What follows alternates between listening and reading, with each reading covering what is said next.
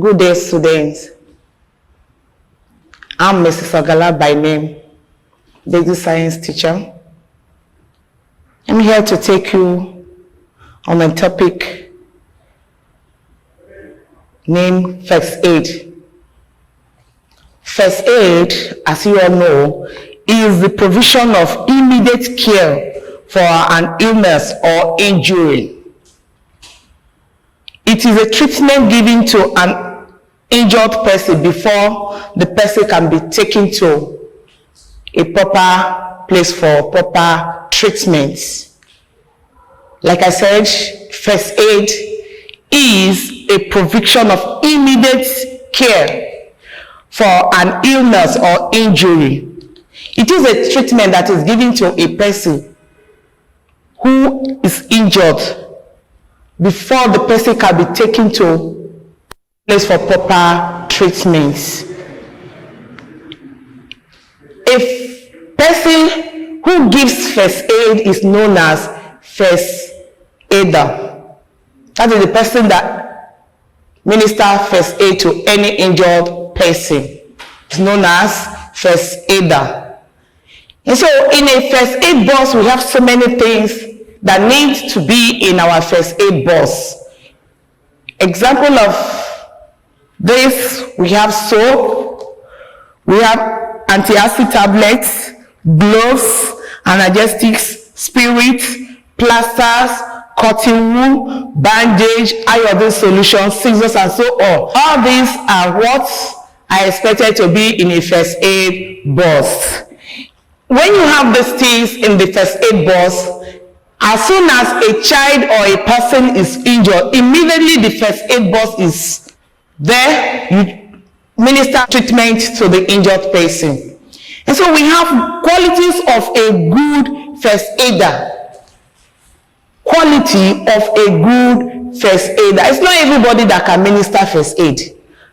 But a good first aider must have qualities. And these qualities are, first, the person must be tolerant, humble, and caring.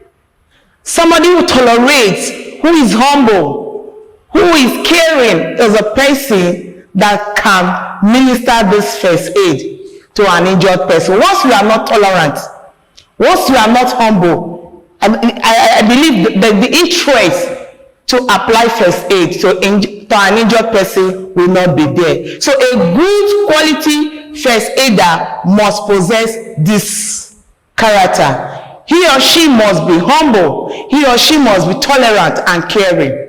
And number two qualities is that the person must observe rules, regulation, and practice related to safety. Once you observe this, you'll be able to apply first aid to an injured person. And number three, the person must be willing to offer service when required, especially during emergency situation. That is the quality of a first aid aider. You must offer first aid to a person who is injured when you have a mind or a spirit to do that. And then you'll be able to do it during emergency situation. Another quality of a first aid aider is that he or she will be able to control emotion. You must have the spirit to control your emotion before you'll be able to handle first aid person.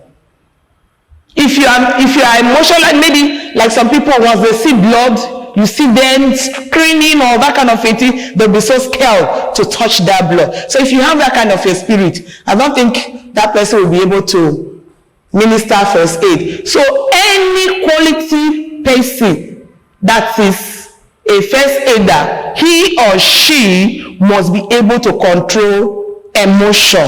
So once the emotion is controlled, you see that the person will be able to minister that first aid to that injured person. Another quality is that he or she should be able to assess a situation before giving first aid. You don't just come and start applying first aid to an injured person. You must be able to assess the situation before you give first aid to an injured person. Another quality is that the person should be able to act quickly and take decision.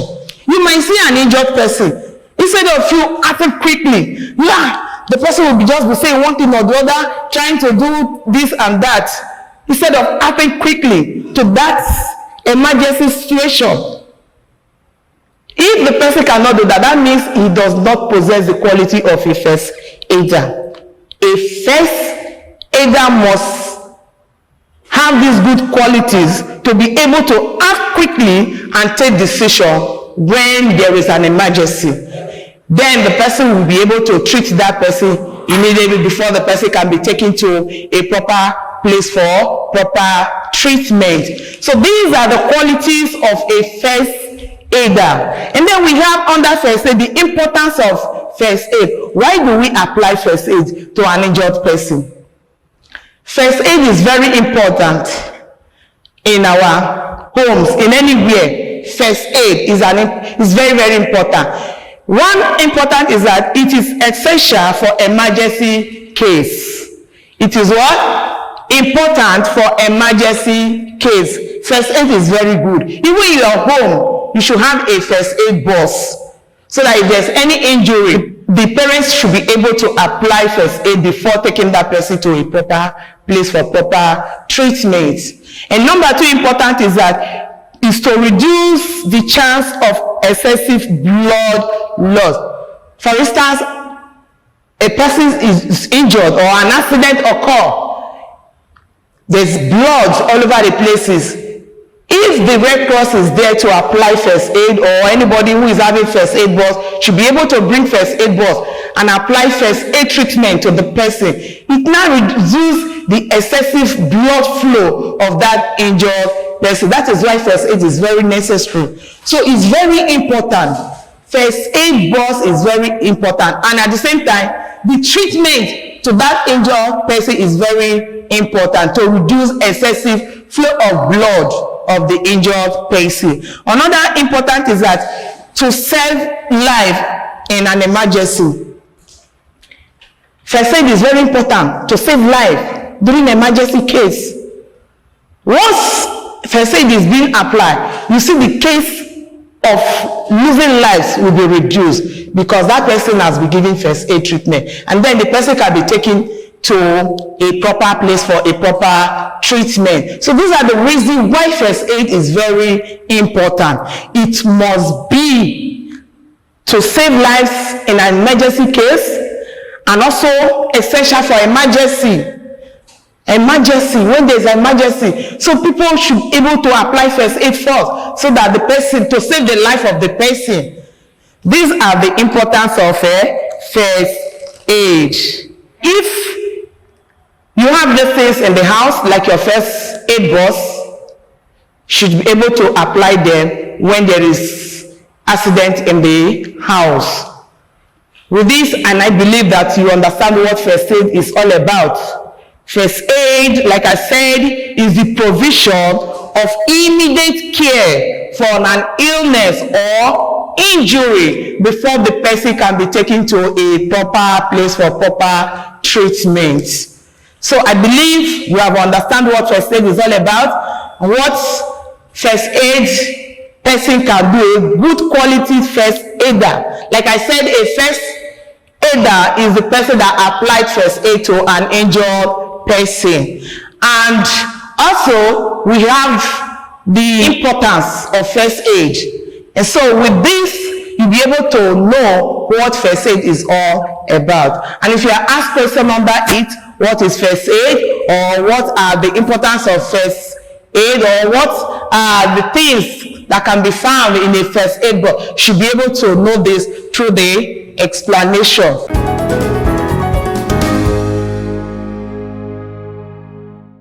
I bring to you a topic known as food. We all know what food is all about. We all eat food. Food is any material, taken either liquid or solid, that provides the body with energy and growth. So when you eat food, when you eat food, your body will be provided with energy and growth. And so this food we eat is what will give us energy for us to carry out activities for the day. Without food in our body, I believe that there is no way we can do work. So food gives us energy so that we can do our work. So food, like I said, is the material taken, either liquid or solid, that provides the body with energy and growth. And we have 6 classes of food. And what are these 6 classes of food? We have carbohydrates, we have protein, we have fat and oil, we have minerals, we have vitamins, and the last, water. These are the 6 classes of food that we take into our body.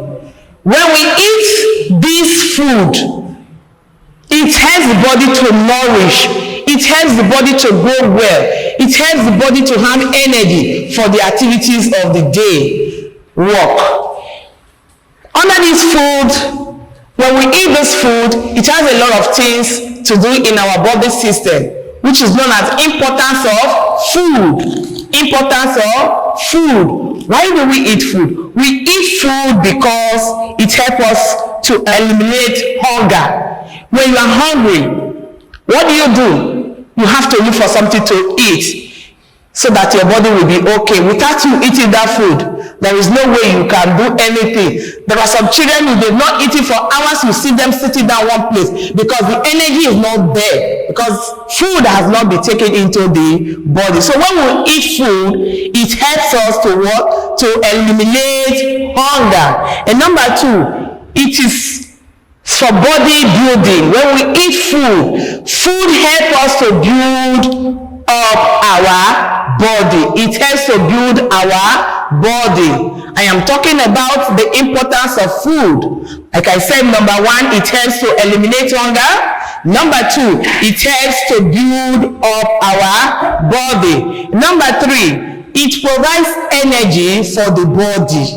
When you eat food, you will be active. Energy to do work will be there. And so food provides us energy. And number 4, it regulates the activities of the day. Number 5, it aids muscle contraction. Food aids muscle contraction, like those that do sports. The muscle, when you see that if they are not well fed, the muscle contraction will be so stiff that it will not be free. And so food aids muscle contraction. Number 6, it promotes resistance to disease. When we eat food, it helps the body to fight against diseases. Food helps to fight against diseases in our body. And number 7, it enhances growth. It enhances growth. When you feed well, the growth will be well developed. You can see some children, when you see them, you say, this child is lacking some nutrients in the body. This child is suffering from this or that, because the child is not well fed with the proper nutrients in the food. And so when we eat food, it does enhances growth. It makes us to develop well. It helps us to grow well. Another importance of food is that it is used for entertainment. There is no party you go that there is no food there. They must provide food.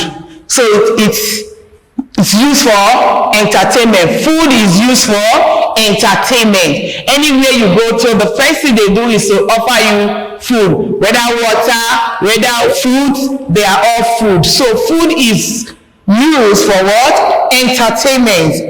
And another important again is that it aids clotting of blood. When we eat food, it aids the clotting of blood.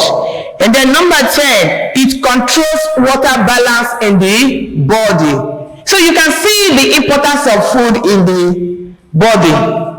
And when you don't eat, one will be attacked by disease, one will not grow well, so many things. So food is very important to our body. So we have to eat the proper food so that we can develop well. A child should be well fed with the proper nutrients so that the child can develop well and the child will have the energy to do work for the day. And so food is very important in our day-to-day activities, which will help us to develop.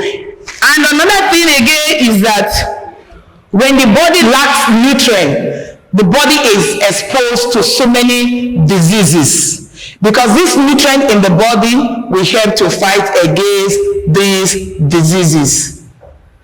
And so we have to feed well to prevent disease from our body. Like I said, in the importance of food, that it helps to provide the body against disease. It helps to fight diseases in our body. Food is very, very important. So as a woman, you need to feed yourself with these proper nutrients. The same classes of food, when you eat them, that's what we call balanced diet. Balanced diet. Balanced diet, you must feed yourself with balanced diet. And so when your diet is balanced, you find out that you are feeling well.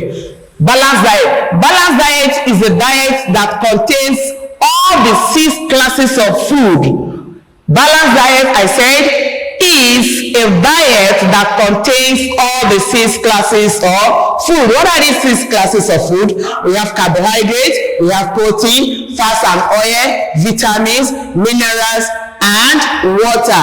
They are the classes of food which must be contained in a balanced diet. And so when you take this balanced diet, your body is ready for the development of good growth and to fight against diseases. Like as I said, food is very important in our body. We must eat food from day to day. So when we eat it, once we are hungry, make sure you find something to put in the stomach. Make sure you eat to avoid the body being attacked by diseases. Sometimes many people leave home without taking breakfast. Breakfast is very important. Even when you don't eat your lunch, but breakfast, try as much as you can to eat, to take your breakfast, so that one will not be attacked by any disease. You know, some people come up complaining of ulcer, that when you ask them, have you eaten? No. When you have not taken your breakfast, you stay for a long time. Many people are prone to be attacked by this so-called ulcer and so on. So as a woman, make sure you take your breakfast. Little or water, drink water regularly. These things are very good to the body system. Like I said, when you eat food, it will help you to have energy so that you can do your day-to-day activities. So you don't just come up doing work without having energy in your system. Anybody that does not have energy cannot do anything. You will see the person sitting down because the energy is not there. The energy to do work is not there. Some students will come to school, they will see them lie down. What is wrong? I'm this, I'm that. What is wrong? Have you eaten? They will say no. When you have not eaten, the energy will not be there. Even when you are sick, you eat food, you will still have energy, because there is something in the system that will help to control a lot of things in the body system. And so this food we are talking about helps to replace worn-out tissues. It helps to replace worn-out tissues. So when you eat, the worn-out tissues in the body system, the body now will help, the food now will help to build up those worn-out tissues in the body system. And it will also help to your growth to be well developed, most especially in children. Children should be well fed.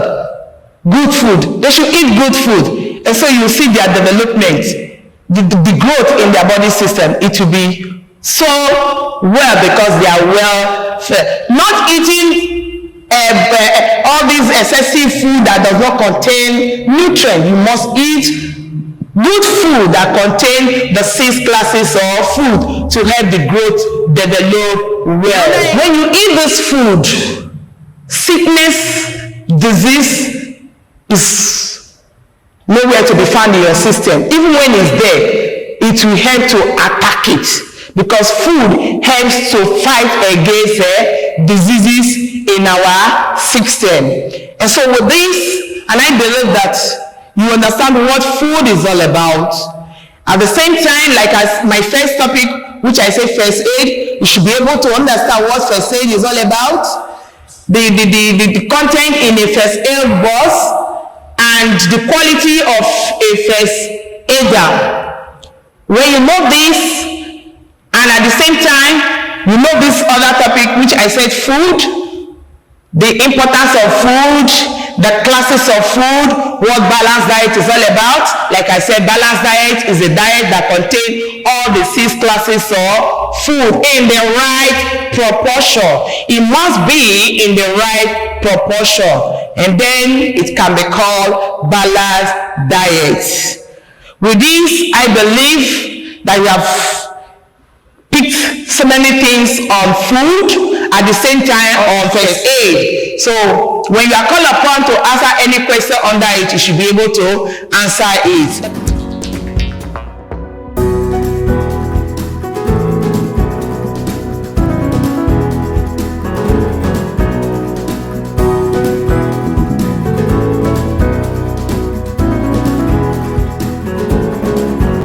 Until next week, see you again. Thanks. I'm by name Mrs. Ogala BM.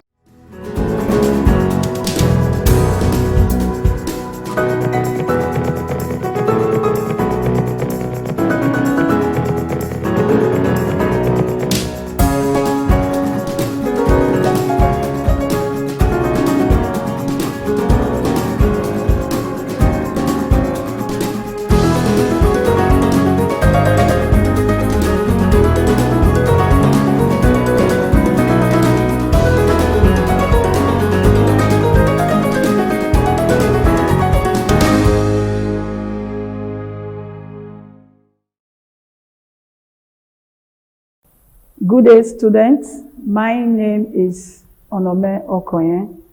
I'm here to take a revision class in physics on the topic alternating current circuit, which is also referred to as AC circuit. What is an AC circuit? An alternating current is one that changes its magnitude and direction periodically. In other words, the current and the voltage varies in both magnitude and direction. An AC current or an AC is given in this form as I equal to I naught sine WT, or I equal to I naught sine 2 pi FT. Similarly, the alternating voltage is given in this form as V equal to V naught sine WT, or V equal to V naught sine 2 pi FT. Where I and V, I'm taking the two formulas together, where I or V is the instantaneous current or voltage. I naught and V naught are the peak or maximum values of current and voltage.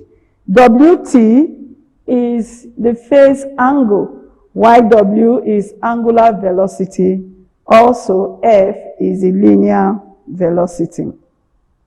Now, I want to look at peak, average, and root mean square value of an alternating current. What is the peak value of an alternating current? The peak value of an alternating current is the maximum value or the amplitude of an alternating current or voltage. Now, average.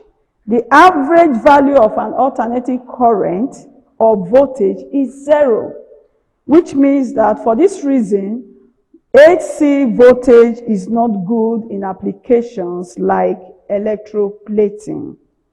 What is root mean square value? Root mean square value is also referred to as RMS value.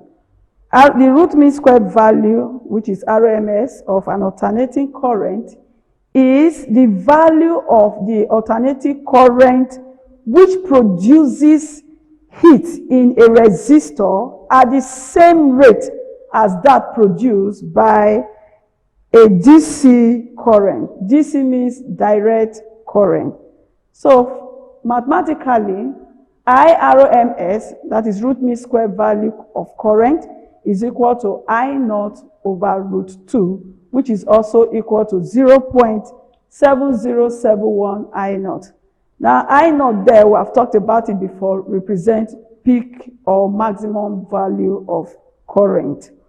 Also, VRMS, which is a root mean square value of voltage, is equal to V naught over root 2, which is also equal to 0.7071 V naught. Now, all of these formulas, we apply them when we see questions. Also, when an alternating current, voltage V, is applied to a resistor R, I is given, and Ohm's law is strictly applied, which is V equal to IR. Therefore, the voltage and the current are in phase. What do we mean by they are in phase? They attain their maximum values, their maximum and minimum values at the same time. When it is applied across an inductor, V is equal to IXL. You know, if you look at the first one, for resistor, we said V, that's Ohm's law, V equal to IR. But in the case of an inductor, the V is equal to IXL. Now, XL there is the inductive reactance, which is also equal to 2 pi FL. The unit is in ohms. In this case, they are out of phase, which means the voltage leads current by 90 degrees or pi over 2 radian. When applied across a capacitor, the voltage V is equal to IXC, where XC is referred to the capacitive reactance, is equal to 1 over 2 pi FC. The unit is also in ohms. And in this case, the voltage lags the current by 90 degrees or pi over 2 radian. Then the phase angle in this, the phase angle, which is tan phi, is equal to VL, that's VC over VR, which is also equal to IXC all over IR. Then the tan phi gives you XC all over R. Now, I've mentioned that XL is referred to as inductive reactance and XC capacitive reactance. Now, what is reactance? Reactance, X, reactance is represented by the symbol X, is the opposition offered to an AC circuit by an inductor or a capacitor. The opposition offered to an AC current by an inductor or a capacitor. Now, what is inductive reactance that I've mentioned earlier? Inductive reactance is the opposition of an inductor to the flow of an AC circuit, AC current circuit, which is XL. In the same way, capacitive reactance is the opposition of a capacitor to the flow of an AC current, which is XL. Now, impedance. What is impedance? Impedance is represented with a symbol Z. Impedance is the overall opposition offered to an AC in an ROC,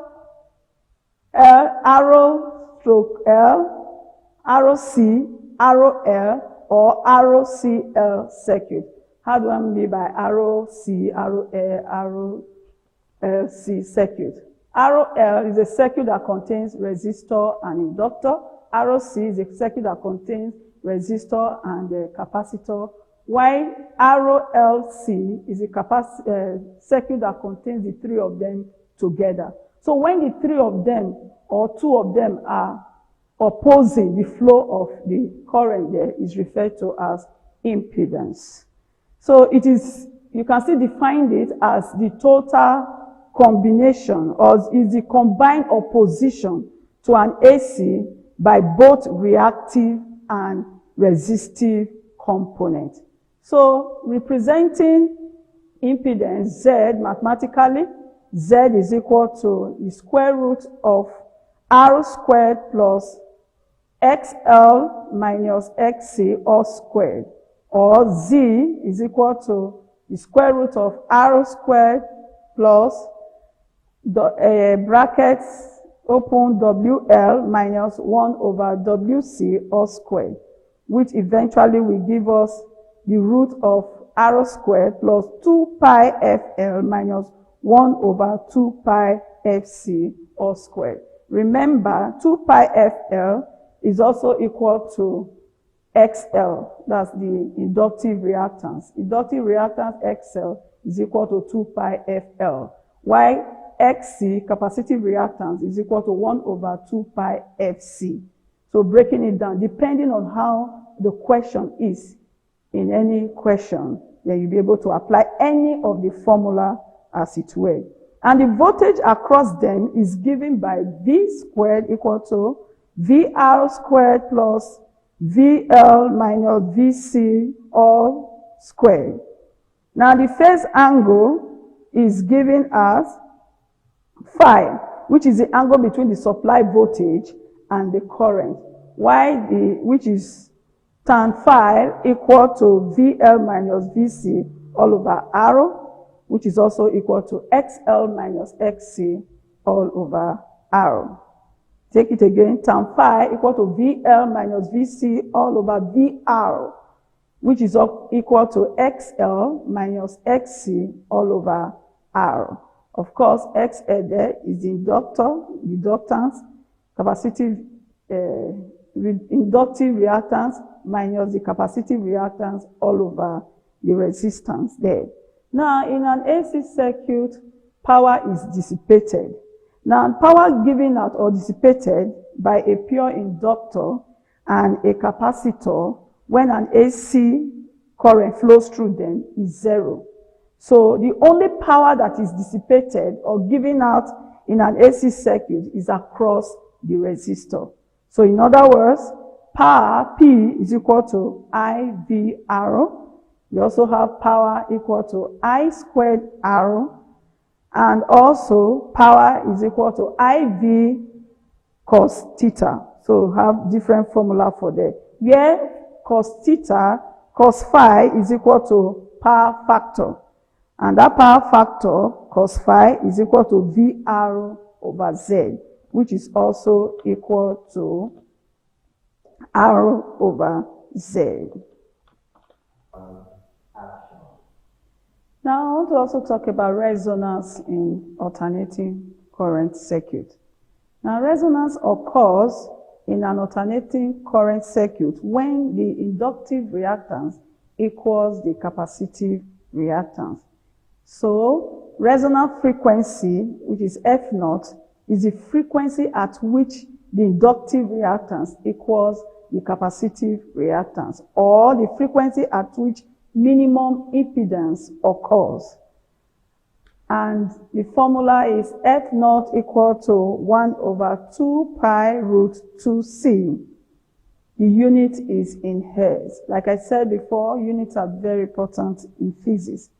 So having said this, I want to take some little examples, simple examples or calculations under the topic.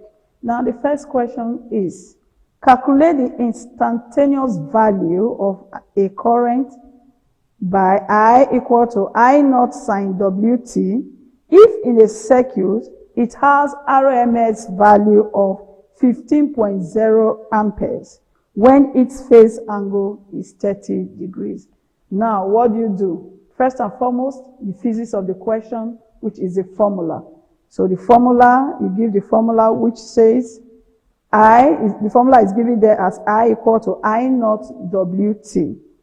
Now, we cannot solve this question without looking, because we don't know what is I naught, so we have to look for what is I naught. Now, looking for I naught, we pick the formula that says IRMS, that's root mean square value of current, equal to I naught over root 2, because IRMS is given from the question, so which is 15.0 equal to I naught root 2. So making I naught the subject of the formula, we have 15 root 2, which gives us 21.2 amperes.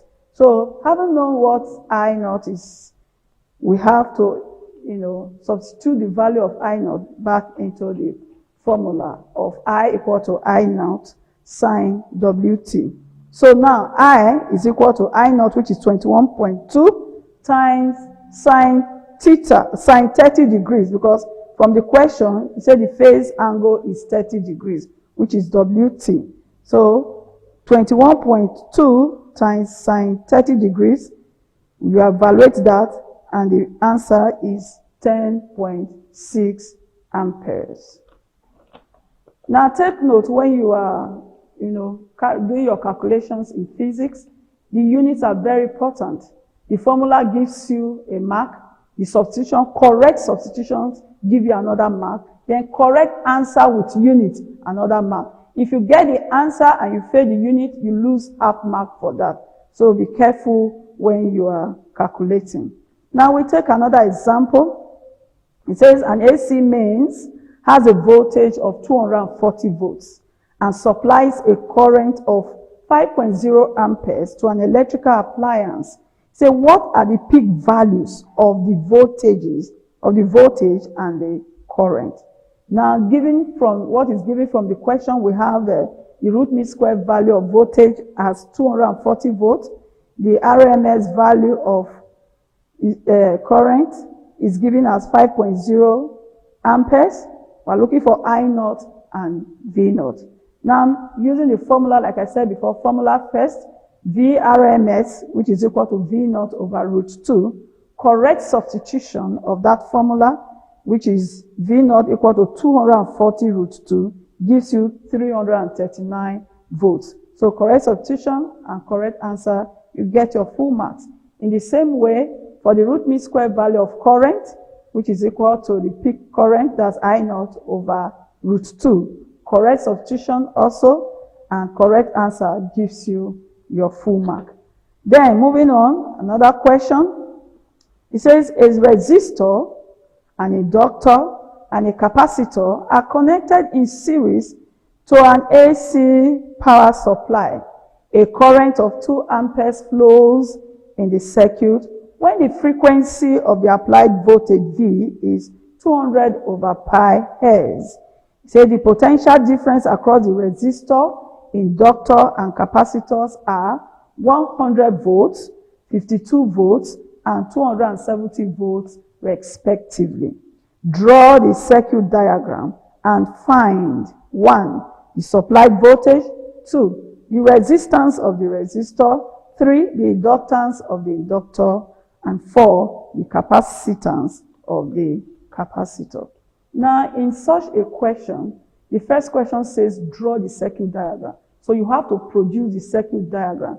I'm sure we're already used to series diagrams and parallel diagrams. So looking at the question, first and foremost, understand the question.